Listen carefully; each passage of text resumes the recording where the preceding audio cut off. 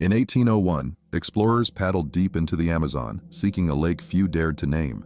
They carried maps in powder, but found prints too wide for any beast, and carcasses crushed as if by coils. Warnings spoke of a water mother that stirred when the trees bent back from the shore. Still, they pressed on. What rose from those depths left only silence, scars, and a terror no map could hold. So, before we continue, make sure you subscribe and let us know where you're watching from. Thanks. We set off from the mouth of a narrow tributary at first light, with the heavy air pressing against our faces and the damp of the night still trapped under the tarps. Our 2 canoes rode low from sacks of farina, salt pork, a chest of powder and shot, a small chest of glass vials, and the roll of charts that Captain Duarte guarded under oilcloth. I kept the journal and tended the samples. Father Celestino carried a wooden cross and a worn satchel of herbs. Ramos, a soldier on loan from the garrison at Barcelos, sat aft with a musket across his knees and a bored look he did not try to hide. Irapua, our guide, stood in the bow with a paddle in hand, and his young cousin Davi near his hip, quiet and watchful. The purpose was simple on paper. We would track a chain of dark water streams to a remote lake that traders mentioned in half-finished sentences, take bearings, collect plants, mark the course, and return before the flood rose too high for safe landings. That was how the captain told it to the governor, and that was how he told it to us. The stream was narrow enough that branches leaned over us. The water ran black and slow, with a stale taste where leaves rotted in mats under the surface. Fish rose without sound and dimpled the skin of the water, then vanished. Damp crept into everything. After an hour, the sun could not pierce the canopy with any strength, and the heat sat still without relief. We moved by the steady rhythm of paddles tapping the surface and lifting again. No speech for long stretches, only the slide of hulls and a soft knocking when a hidden root caught us. By midday, we came to a spit where the current turned and a clay bank held the prints of something heavy that had pulled itself out and back again. The marks were wide and smooth, with no claws, and the reeds were dragged flat. I thought of a river cow at first, and then dismissed it. The distance between the sweeps was longer than any I had seen. Duarte peered at the mud and shrugged. "Everything grows well here," he said, "even the tails." He did not like delays. He checked the sun, then called us back to the canoes. We passed the carcass of a capybara near the next bend. It lay wedged in a tangle with its ribs showing through dark hide. There were no bite marks along the edges. The body looked crushed in the middle, as if wrapped by bands. I took the length of it with my eye and said nothing. Ramos prodded it with the butt of his musket and the whole mass shifted and slipped beneath the tangle. Davi stepped back on the thwart without a word. I felt a sour taste in my mouth that came from more than the heat. In the afternoon, we met a pair of traders with a hollowed trunk boat hauled onto a sandbar. They had a small heap of gourds and baskets of dried fish, and their eyes moved between us and the bank without resting. They asked where we were going. Irapua told them the name of the creek and the lake beyond. They did not repeat the word. The older man spat and said the mouth of that lake was where the water mother slept and woke. He said the trees there leaned back from the shore. He held his hands apart and moved them in a slow circle, and I did not mistake his meaning. Duarte offered tobacco, thanked them, and pushed us off. When we were out of earshot, he told me to note in the journal that 2 men in a trunk boat attempted to frighten us for gain. I wrote only that we met them and exchanged tobacco. Toward evening, a thin film spread across the surface where a side stream joined ours. It shone with a faint iridescent sheen that smelled of musk. The canoe glided through it and the film parted and closed again. Flies rose in bursts and settled. Father Celestino damped a cloth and tied it over his mouth and nose. He pressed the cross to his chest with one hand and kept the other steady on the gunwale. "The water holds what it must," he said. He had a habit of speaking to no one in particular when discomfort grew. Ramos called ahead and asked if the smell came from a plant. Irapua did not answer. He nudged the bow toward the middle where the black ran clearest. We camped on a raised patch where the ground held firmer than the mud around it. We cut palm for a lean-to, set the fire in a ring of stones, and hung hammocks from 3 trunks. The fire smoked for a long time and would not take a strong flame. Mosquitoes sank into any patch of skin not painted with rancid grease. The meal was hard bread and salted meat softened in a pot. Davy ate without lifting his eyes. When the food was done, I cleaned the vials and repacked them while the captain checked his charts again by firelight. He measured with calloused fingers and set marks with a stub of charcoal that left dust on his knuckles. I watched his hands and thought that he trusted numbers and lines more than any living thing in that place. In the night, something bumped the hull twice, a soft thud, and then a longer scrape that traveled from bow to stern with slow pressure. I lay awake and counted my breaths. The scrape did not repeat. Somewhere out in the dark, a branch cracked. Water lapped on the far side of the spit where we had pulled the canoes up and tied them. I kept my back to the fire and tried not to imagine the line settling loose. In the morning, the knots held tight, but the sand around the bows showed a shallow furrow as if something had pressed against them and shifted them inch by inch. I told myself the tide had lifted and dropped. The sun had not yet cleared the canopy when we pushed off again. The banks changed after that. The trees drew back and left a collar of bare mud where no saplings took root. The water deepened under the surface without showing a change in color, and the paddle blades did not find bottom where they had before. There were no birds for a stretch that felt too long for chance. Every sound we made came back thin. I looked to the others and saw them avoiding each other's eyes. It was not fear yet. It was the sense that our noise did not belong in that space. By midday, we saw the mouth of the lake. The stream opened into still water that spread to a line of drowned trunks and floating logs. The surface held a pale scum near the shore and clear black in the middle. 2 poles stood at the mouth, each wrapped with woven grass and marked with shallow cuts. Feathers hung from them. The bindings were new. Davy touched the edge of one feather and drew back his hand. "We should not cross," he said. I had not heard him speak a full sentence until then. I looked to the guide. Irapua stood with his jaw set and his eyes on the center of the lake. He did not answer his cousin, which told me enough. Duarte kept his voice even. "We will skirt the margin. We mark the extent. We do not linger." He did not look at the poles. He did not ask what they meant. He was tired of warnings. Father Celestino lifted his cross and made a sign over the water. He said a short prayer for safe passage and for restraint. Ramos checked the priming on his musket and grinned without humor. "If it is a fish, it will taste the same as any other," he said. I saw his hands shake when he set the weapon across his thighs. We moved along the fringe where the scum swirled in slow loops around the paddles. Bubbles rose in clusters and broke. The smell of musk came again, stronger than before. I counted the time between the clusters. There was no order to it. A large log turned by itself with no wind to move it. Our canoe drifted away from the other for a moment and I pulled us back with 2 short strokes. I did not feel a current, yet we slipped sidewise between strokes and the hairs at the back of my neck lifted in a way I could not dismiss. Near a tongue of reeds, Devi pointed at something pale under the surface. It was a strip of tissue, long and narrow, caught on a sunken branch. It undulated without the aid of current and then stilled. When we brought the canoe close, it came free and rose, and I caught it with the edge of my paddle and lifted it toward the bow. It was the outer layer of a shedskin, translucent and thick, with the pattern of scale edges pressed into it. The width of it made my mouth dry. I laid it along the thwart without speaking. The captain looked at it and did not ask me to pack it. He told me to note the find later. He did not meet my eyes. We heard a sound then that was not like the crack of branches or the push of a fish. It was the slow expulsion of air through a wet passage, and then silence, and then the sound again farther off. It came from under the surface, not above it. We froze without instruction. The water around the bow showed a series of rings that spread and touched the reeds and then vanished. I felt a cold line in my stomach that had nothing to do with the heat of the day. I waited for a third breath. It did not come. We reached a small rise at the edge of the lake where roots gripped the mud and gave us a place to step out. We made a noon fire to boil water and keep the mosquitoes off our faces. The fire caught better here. I took the skin to the shade and measured its width with a strip of cloth I kept for that purpose, marked it, and rolled it with care. I did not look toward the center of the lake again while I worked. Behind me, the others spoke in low voices. I heard Davi argue with the guide in his own tongue and then fall quiet. Ramos boasted that he would put a ball through any beast that showed itself. He spoke to fill the air and his words felt thin. I did not correct him.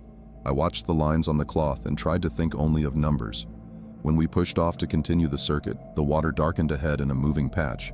It was not the shadow of a cloud. The sky above us held no cloud. The patch passed and we sat still and watched it slide under, slow and steady, without bubbles or fins. The canoes rocked in its wake with a motion that did not match the size of the disturbance. No one spoke. I did not raise my paddle. I felt the movement under us as a pressure in my bones more than a motion of the hull. I told myself then that we could still turn back. I looked at the poles at the mouth of the lake and at the straight line of trees beyond. I thought of the distance already covered and the river rising later in the season, and of the reports we had promised to deliver. Then the patch of dark water curved, and the reeds on the far side bent and slowly righted, and a wide V appeared in the scum and held there, pointing toward us. I rested my paddle across my knees and kept my eyes on that V. I am not a brave man by nature, but at that moment I did not feel fear in the way that paralyzes. I felt a thread pulled tight inside me that said we had stepped into a place where the rules of the larger river did not hold, and that everything we did from that point forward would carry weight. Ramos raised his musket and kept it leveled at the center of the V. Duarte did not tell him to lower it. The patch of dark water held steady. The air around us felt stale. Sweat ran into my eyes and stung. I wiped it away with the back of my wrist and did not look down. I heard a faint rasp from under the hull, not wood on wood, not stone on wood, but the slow rub of something hard that flexed. The canoe leaned a fraction and settled. In the other boat, Davi crouched and gripped the gunwale. Irapua spoke to him in a low voice and shifted his weight to balance them. The V moved. It widened and then split, each arm sliding apart. I saw a line appear under the surface that tracked between them, like the ridge of a moving back. The line passed under us in silence. Ramos twisted to follow it. "There," he said. "There." He wanted a command. No one gave it. The line faded and left only clear water. We took slow strokes along the reeds. The lake looked flat again. A turtle lifted its head near the scum margin and sank without a ripple. I wanted to believe we had imagined the pattern. I could not make myself believe it.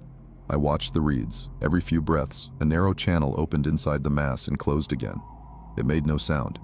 At the mouth of a small inlet, we found a shelf of pale sand with marks on it. The marks were from a heavy body that had rolled once and then slid back into the water. The print of that roll had pressed palm-sized scales into the sand, each edge sharp. I stepped out and sank to my ankles. The heat of the sand surprised me after hours on the black water. I crouched and laid my hand against one scale mark. My fingers did not reach across it. Ramos came up beside me and planted the butt of his musket in the sand. He looked at the marks and swallowed. "I will load again," he said, though his gun was already primed. He needed to say something. Duarte did not step onto the sand. He stood in the canoe and checked the line of the shore. He spoke without looking at the marks. "We continue along the arc and return by the far bank. Short stops only. No waiting, no waste of powder." He had moved into the part of himself that held to plan when events pushed against it. I had seen him enter that state when storms held us for days on a larger river. It did not always serve him well. We edged back into the lake. The sun slid toward the canopy. The light took on a dull cast that made distances hard to judge.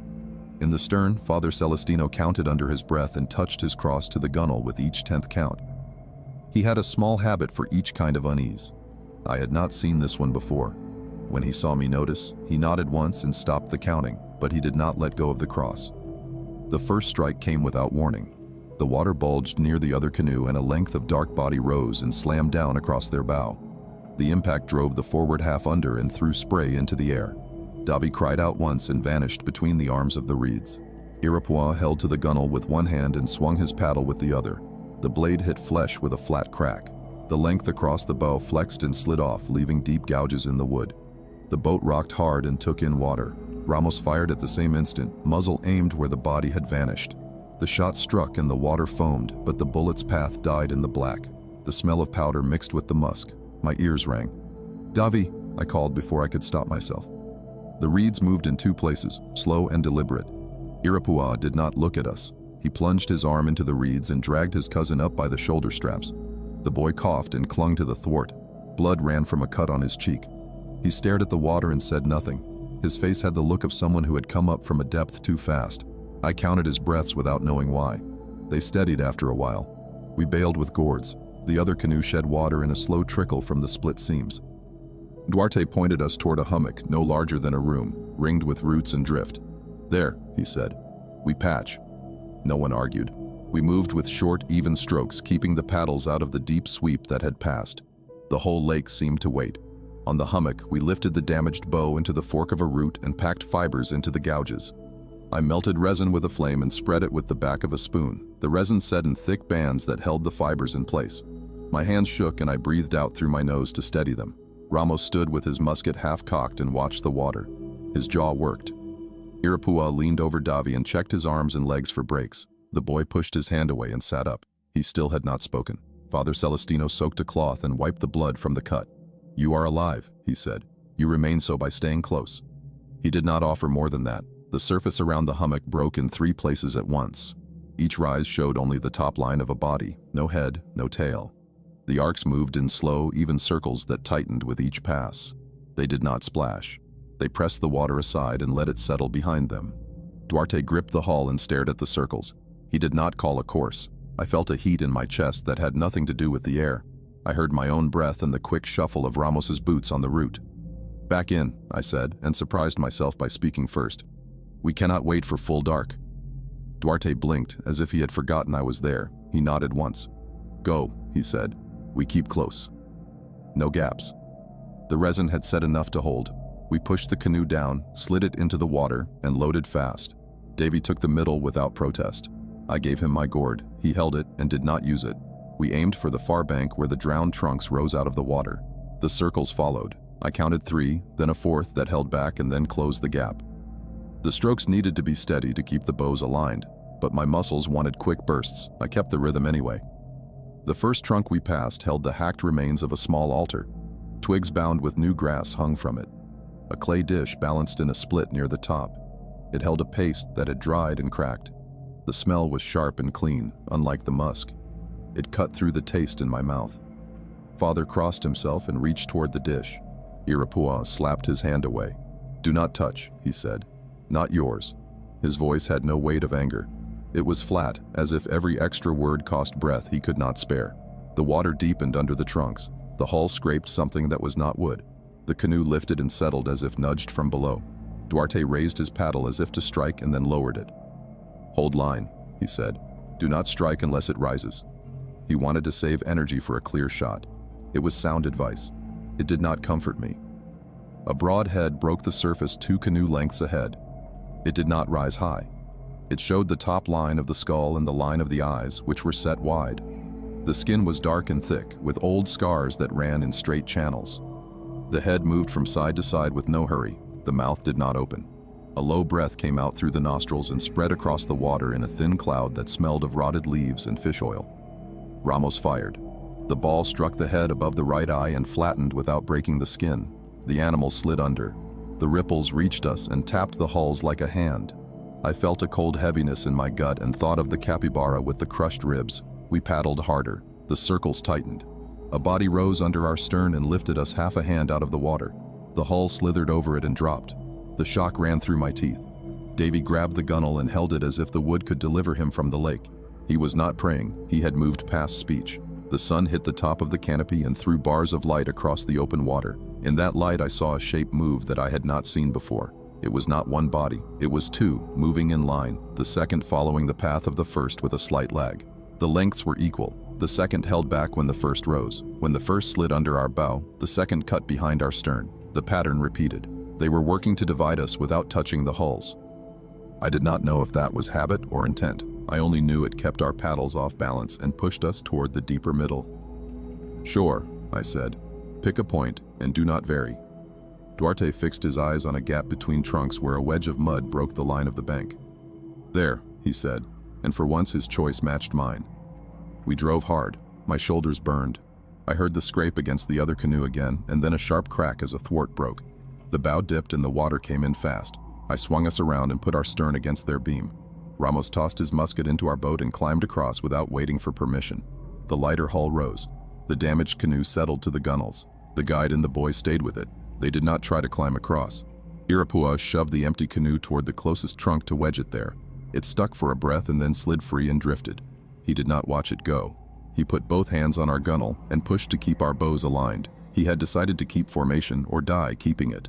The head rose again off our port bow. Closer this time, I saw the lid of the left eye close and open. The skin there looked milky. The animal had old damage in that eye. I raised my paddle and brought it down on the line where head met body. The blow did nothing. The head turned toward me and paused.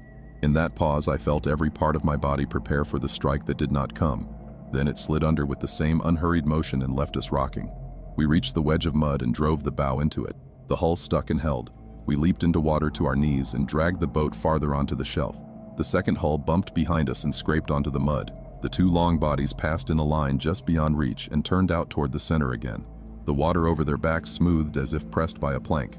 I stood with mud up to my shins and my hands on the bow line and tried to slow my breathing. I looked at the faces of the others. Sweat streaked the dust on Ramos's cheeks. Father's lips moved without sound. Duarte's eyes were fixed on the open water. Davy stared at the wedge of mud as if it were the only solid thing in the world. We do not cross again today, I said. No one argued. The light had lowered to the point where the trunks threw long bands across the lake. Anything moving between them would be harder to track. We climbed the small bank above the mud and found a patch where we could string hammocks between 3 roots. We set no fire. Smoke would bring attention and give us comfort without safety. We ate cold bread and strips of meat with our hands. It tasted of nothing. I kept the rolled skin near my pack and checked the resin patch with my thumb. It had held.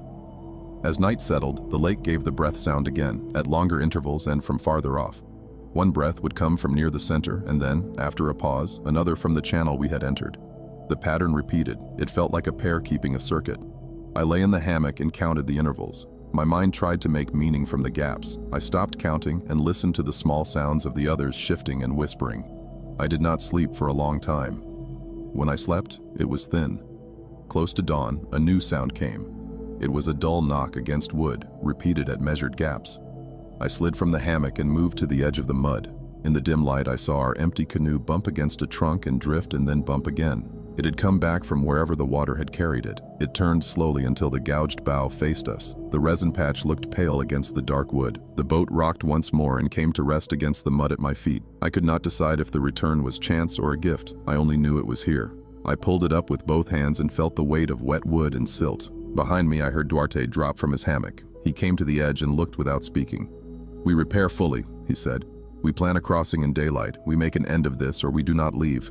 He had given up the circuit and moved to a different kind of resolve. I did not call it courage, and I did not call it despair. It was a single line he had set for himself when other lines failed.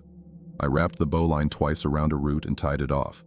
Then I turned to the others and began to divide the tasks for the morning. The air before dawn hung thick and still. We gathered what little dry fiber we could find beneath the roots and scraped resin from the seams of old branches. My hands ached from pulling at knots and stripping bark, but I did not let myself slow. The others worked without much speech. The boy stayed crouched by the bow line, as if touching the wood anchored him. Father Celestino murmured a prayer under his breath while warming a strip of resin with an ember held between two stones. Ramos cleaned his musket and checked the powder horn 3 times, though he had fired only once. His eyes kept straying to the water. Duarte drew in the mud with a stick, marking paths from our spit back to the tributary. He did not look at the lines after he scratched them. He only set them down as if the act itself steadied him. By the time the sun reached the top of the canopy, the patched canoe held shape again. The resin bands glistened where the morning heat had softened them and then set. We tested the hull in shallow water, rocking it from side to side. It groaned but did not open. The sound carried farther than I liked. Every ripple seemed loud against the still lake. I glanced at the reeds, half expecting them to part. Nothing moved. We ate a thin meal of farina mixed with water. No one wanted meat. Afterward, Duarte gathered us near the bow. His face looked drawn, the lines deeper than the day before. He spoke plainly. "We cannot circle the lake. We cannot wait on this spit until the water rises. We cross the open and follow the far channel. Once we reach running water, the current will carry us. We stay close. No separation. No shots unless the body rises against the hull. If we are divided, we do not return for each other. Understand?" He looked at each of us in turn. No one argued. Even Ramos, who had always spoken against caution, nodded without word. We shoved the canoes into the water and climbed in. The surface felt wrong from the first stroke. The paddles cut with no sound, as if the black swallowed the movement. Our reflections blurred and bent under us. The air smelled of musk again. Irapua sat in the bow of his canoe with his eyes fixed ahead. His cousin crouched close behind. The boy still had not spoken since being pulled from the reeds. His silence pressed harder on me than any sound. We aimed for a gap between 2 tall trunks where the channel should run. The distance was greater than it had seemed from shore. Halfway across, the water rose in a swell beneath us. Both canoes lifted, drifted apart, and settled. I gripped the gunwale until my knuckles whitened. No strike came, only the swell and the silence that followed. Duarte hissed for us to keep line. We brought the hulls together again.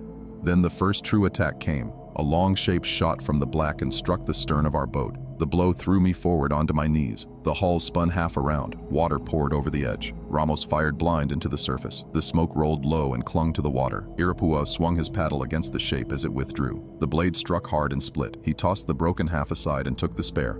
The serpent's body rose once more, higher this time, showing the curve of its back. The skin glistened with a film of scum. Deep scars crossed it in lines. The head did not show. It slid back under with the same smooth power. We bailed fast. My hands burned from scooping water with the gourd. Dovey pulled too, his silence broken only by quick breaths. The canoe steadied, though the stern sat lower than before. My chest pounded. I tasted salt from sweat and powder. I looked to Duarte. His jaw was locked tight, his eyes fixed on the gap ahead. He did not waver. That steadiness was the only reason I kept my strokes even. Another rise came, this time on the flank of the other canoe. The serpent pushed up and rolled its length across their side. The hull tipped dangerously. Iroquois braced with both legs and shoved with his paddle against the broad back. For an instant, I saw the full width of it stretched across their boat, thicker than any trunk, scales catching the light. Then it slid away. The canoe rocked back upright, half filled with water. Davy cried out and struck the surface with his palm as if to drive it back. His voice cracked but did not carry far. The sound seemed swallowed by the lake. We paddled harder, aiming for the trunks. Every stroke felt slower than the last. The water dragged at us as if holding us in place. My arms shook. Ramos swore under his breath, repeating the same word again and again, until it became nothing more than sound. Father Celestino began his count again, this time aloud, marking every 10th breath with a press of the cross. His voice held steady despite the tremor in his hands. The serpent's head rose at last. It broke the surface directly between the two canoes, close enough that drops struck my face. The eyes were black and lidless, the scar over one milky and pale. The nostrils opened wide, and the breath that came out stank of rot and fish oil. The mouth opened a fraction, showing rows of thick, backward-curved teeth. The sound that came was not a hiss. It was a low rush of air, steady and heavy, that seemed to vibrate the water itself. I froze. My hand still clutched the paddle but did not move. The eye fixed on me and held. I felt as though my chest might stop. Then Duarte shouted, "Stroke!" The command snapped me loose. We drove our paddles into the water. The serpent did not strike again. It slid back, leaving a trail of bubbles that widened and vanished. The gap between the trunks drew closer. The water grew shallower beneath us. The paddle tips scraped silt. My arms ached with every pull, but we pushed on. Behind us, the surface bulged once more, but the body did not break again. We reached the channel, and the current at last took hold, pulling us forward with a speed we could not match by strength alone. We drifted fast between the trunks, the black water narrowing and swirling. The sound of the lake faded behind us. I turned and saw only the still surface and the pale scum spread wide. No body followed, no breath sounded, only the trees leaning close and the current dragging us away. I let out a breath I had not known I held. We did not speak until the channel bent and the lake was lost behind the curve. Only then did Duarte lower his paddle and sag forward. His voice came low. "It is done. We leave it there." No one answered. I looked at the boy. His eyes were wide and unblinking, fixed on the water ahead. He had not found his voice again. I feared he never would. We did not camp that night. We rode the current until our arms failed, then tied the canoes together and drifted under the stars. None of us slept. Every ripple felt like a warning. Every shadow looked like a coil. The river carried us whether we willed it or not. And in my mind, even as the sounds of the lake faded, I could still hear the slow, steady breath that rose from the black water, marking the measure of something too large for us to face. The current carried us until our arms stiffened. At dawn, we made shore at a bank of clay that sloped into the water. We pulled the canoes halfway up and sat in silence, too tired to build shelter or fire. The air was cooler, and mist clung to the branches above us. I closed my eyes for a moment but did not sleep. Behind my eyelids, I still saw the wide head rising from the black lake. Davy broke the silence first. His voice was low and hoarse. It followed us. We looked to him. His face was drawn, eyes dark from lack of sleep. Iroquois gripped his cousin's shoulder and spoke in their tongue, urging him to quiet. But the boy shook his head and stared at the water. He repeated, "It followed." His words carried weight that I did not want to accept. Ramos spat into the mud. "We are free of it. The current is ours now." He said it too quickly. He wanted to believe his own words. Father Celestino raised his cross and whispered a prayer, then told us to stay near the bank and move at first light again. He avoided the boy's eyes. Duarte said nothing. He was rolling his charts back into the oilcloth with steady hands, though I saw the tremor in his jaw. We launched again by midday. The river twisted, narrower than before. The canopy closed in overhead, throwing the water into shadow. Birds called from far away but did not show themselves. I let the rhythm of paddling steady me. For an hour, nothing disturbed us. I began to think perhaps Ramos had been right. Then the surface broke behind us. A swell rose, tall enough to rock both canoes. The sound that followed was the same heavy breath we had heard on the lake. Davy let out a cry and pressed his head to the gunwale. Iroquois held him tight. Duarte looked back once and shouted, "Faster!"